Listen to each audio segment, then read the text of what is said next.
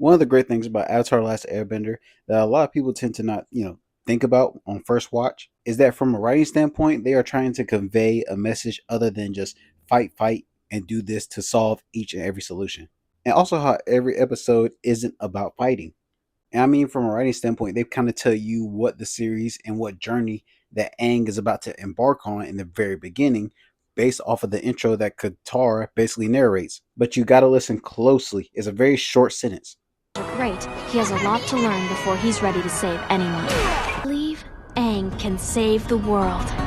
Like, for instance, she mentions that he is great and skilled at airbending, but that's just one thing.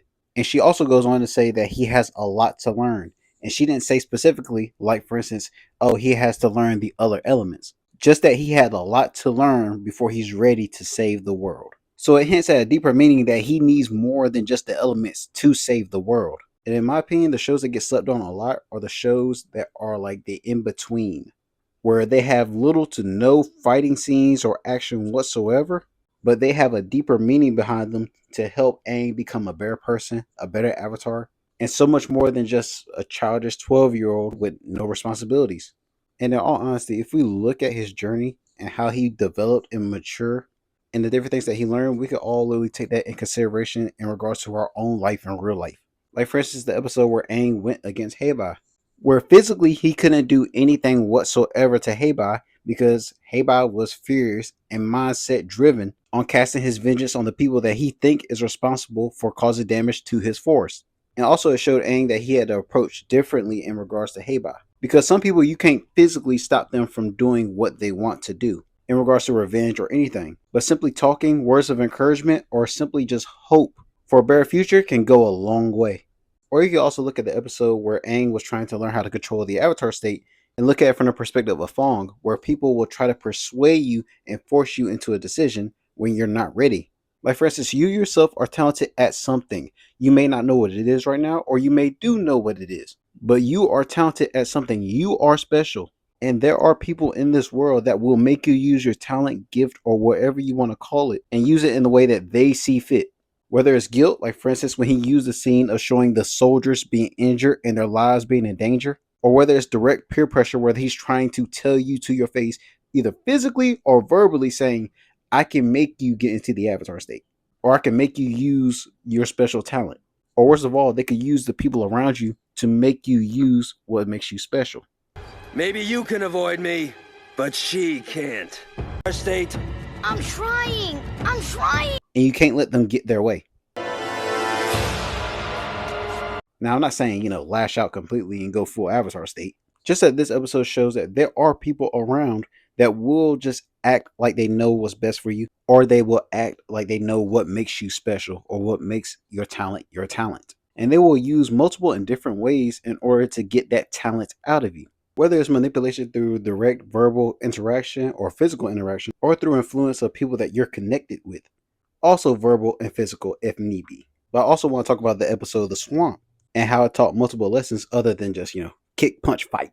Like, for instance, how Sokka and Katara, when they got lost, they was looking for someone that they loved or a loved one. For Sokka, it was Princess Yue, and for Katara, it was her mother. AKA, when they was lost, they was seeking for comfort or someone that brings them that warm feeling. But in Aang's case, while he was lost, he saw someone that he didn't recognize at all. Like, for instance, in life, it's very easy to get lost. And how Aang's path was the future and not the past. Even though the future may seem uncertain, some signs are worth following. And one of the most important lessons that I love from the episode The Swamp is this one. And by the way, if it seemed like a little bit chopped up, I'm trying to avoid copyright strikes, so work with me. See, this whole swamp is actually just one tree spread out over miles. One big living organism, just like the entire world. You think you're any different from me, or your friends, or this tree? And it really puts into perspective nowadays by a lot of these people nowadays that have a higher sense of self-worth, where a lot of people think that they're better than what they actually are, or they don't think that some people are equal. But this scene and lesson display it perfectly, where they're trying to say that, yo, you're not bigger than whoever you come across. This world that we are on is large and vast, and a lot of people around you aren't that much different than you. We are all living together, even if most folks don't act like it. Even though people act like we are all not the same, at the end of the day, we are still human and we are alive. We have the same roots, and we are all branches of the same tree. Like, in all honesty, that's a very important lesson that anybody should learn at any age. Because when you really take a step back for a moment and look at how social media changed us, how society has changed us, and how many other things has changed us as a people all over the world, we are more separate and divided than ever before. Whether it's most people not even have solid friendship groups, all the way to people not even have solid relationships, marriages, or even the birth rate on a high decline across the world. When it comes to all of us being one, we are more divided than ever. Like, a lot of people crack jokes about Korra and Seven Havens, but let's be real, we practically Seven Havens as it is. How divided we are. It used to be the Four Nations, now it's Seven Havens. We used to be close and friendly with people that we lived down the block from and our neighbors, and they was borderline family. Nowadays, we barely even talk to cousins, aunts, or uncles. And for some people, it's immediate family they barely talk to. I mean, that's one of the main reasons why I love the Swamp episode, because it had a much deeper meaning than just punch, fight, kick, or whatever. Heck, if some of y'all notice, even the Swamp Benders, they also believe in that same philosophy that everybody is one. That's why they saw Katara, who could also waterbend, and she's from literally the other side of the earth. And they was like, oh, you're kin, aka family too. And then they offered hospitality. But yeah, I just really love that episode. Now for the episode The Library, that was absolutely fire. And the introduction of Wan Shi Tong was absolutely perfect. Because he is a knowing spirit where he's like, yo, all I care about is my knowledge. I am willing to share my knowledge with you as long as you're not using it for nefarious purposes. And in my opinion, I think a lot of people need to be more like Wan Shi Tong when it comes to him being introduced to new knowledge. Because when they gave him contributions to his library, because he was truly intrigued. He wasn't impressed with soccer stuff, but everything else he was intrigued. I mean, granted, the show did take a little bit of a, major turn. That's simply because Wan Shi Tong was right about humans and mortals. Because that's something that's always inevitable. Humans, as long as they exist, there will always be conflict. But you yourself can make a change where you can utilize the knowledge that you learn over time or over the years, whether or not you want to use it for good or bad, even if you justify it or not. The choice is yours. That's the whole thing about, being human and being immortal. And the whole thing about free will. That's why Wan Shi Tong said what he said. Humans only bother learning things to get the edge on other humans. Mortals are so predictable. And such terrible liars. If anyone's evil, it's the Fire Nation. You think you're the first person to believe their war was justified? And I love this episode because it showed a perspective of somebody from the outside looking in that don't have a dog in the fight. And he views them as countless trivial wars that truly serves no purpose. I think I'll cover Tales of Ba Sing Se and Appa's Lost Days all in a whole separate other video. But the next one that we have to talk about is an absolutely golden gem. And it's the episode The Guru. And this could help a lot of people get through tough times. But at the same time, it could give you a moment to just have self-reflection. Because granted, life can get a little bit messy, but if you really clear your mind, which I do know is easier said than done, things will go as smooth as a river. However, life is messy, and things tend to fall in the creek. But if we open the paths between the pools, The energy flows. And granted, don't get me wrong, I do understand that, some people don't believe in chakras and all that stuff. And that's fair, but I mean, it doesn't hurt to look into that information. Because even if you don't do something, it doesn't hurt to actually learn the information and knowledge. Because it could end up helping you or maybe a loved one in the future. There is way too much knowledge that's available in this world to go untouched. And what makes this episode so pure is when you really focus on the stuff that he is trying to teach Aang, it can resonate with everyone on how they can reflect on anything that they're going through. and is blocked by fear. What are you most afraid of?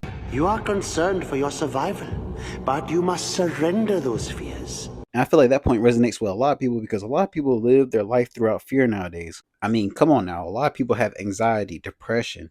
Depression medication is through the roof nowadays.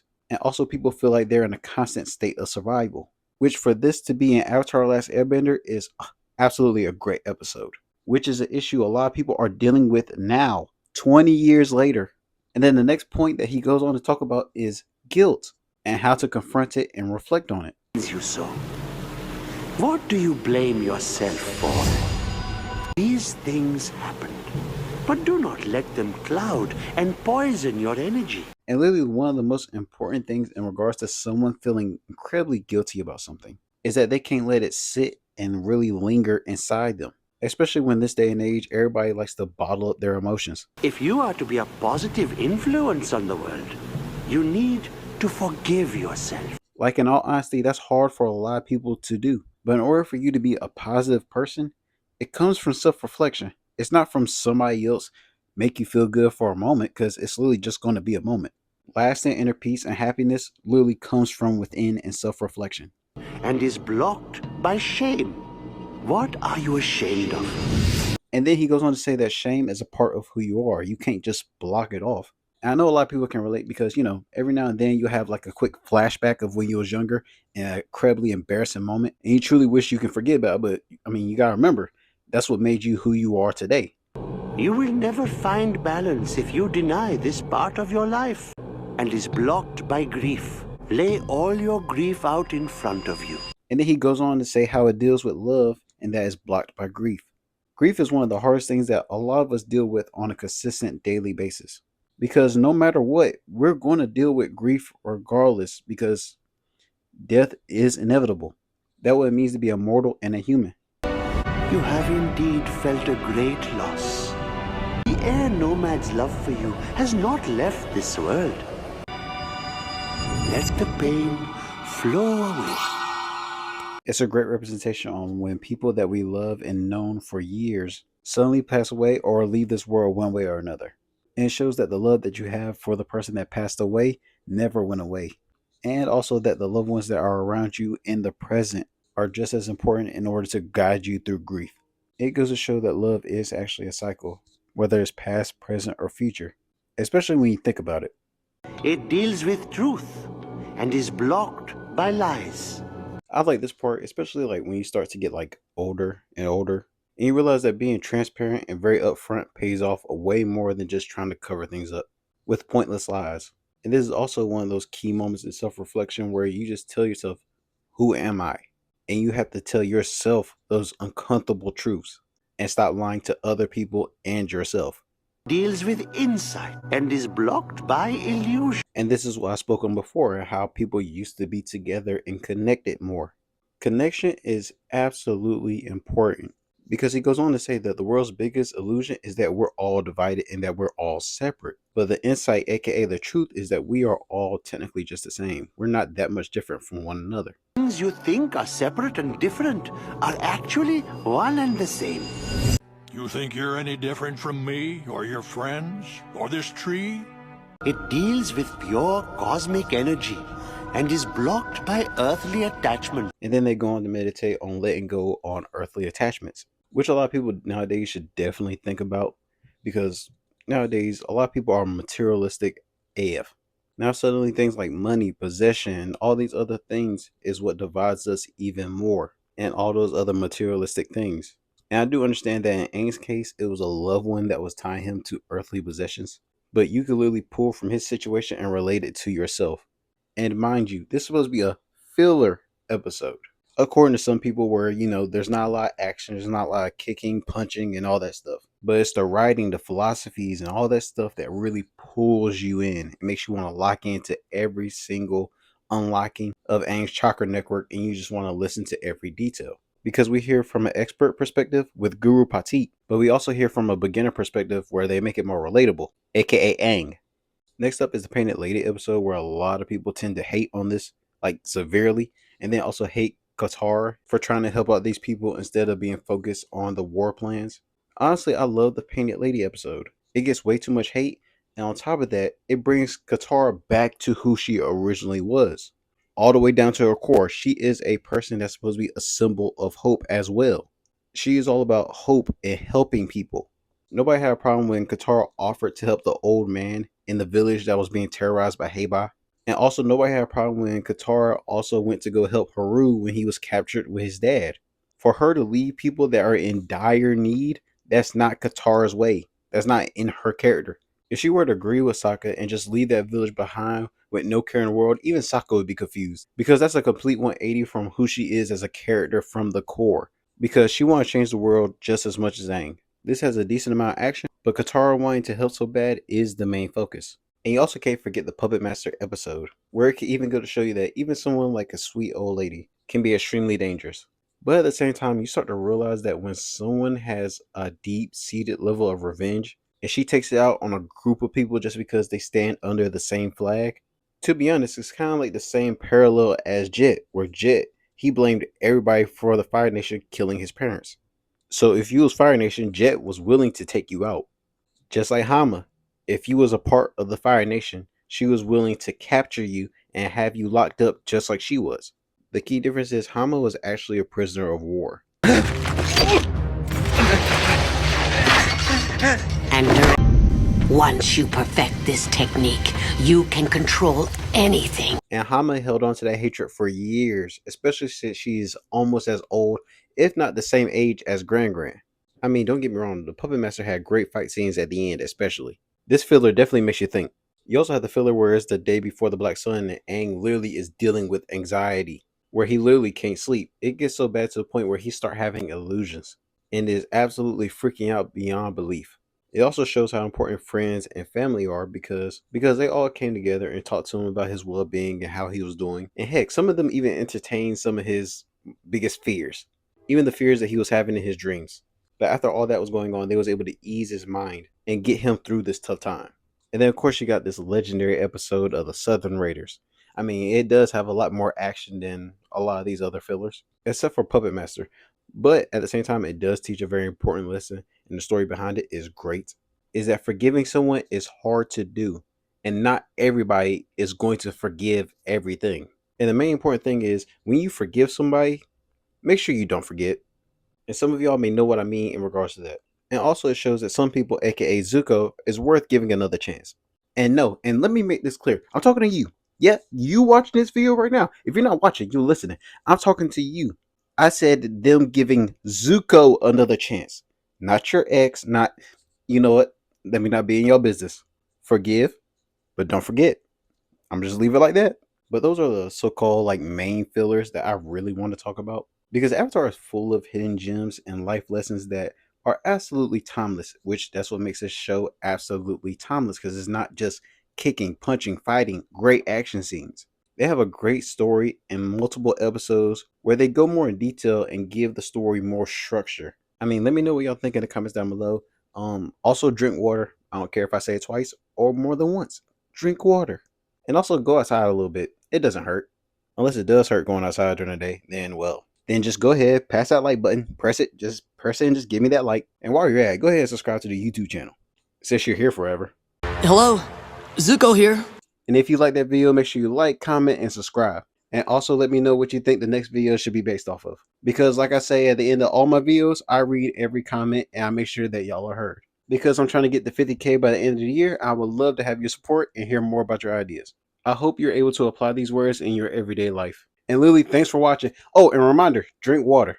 Perfection and power are overrated. I think you are very wise to choose happiness and love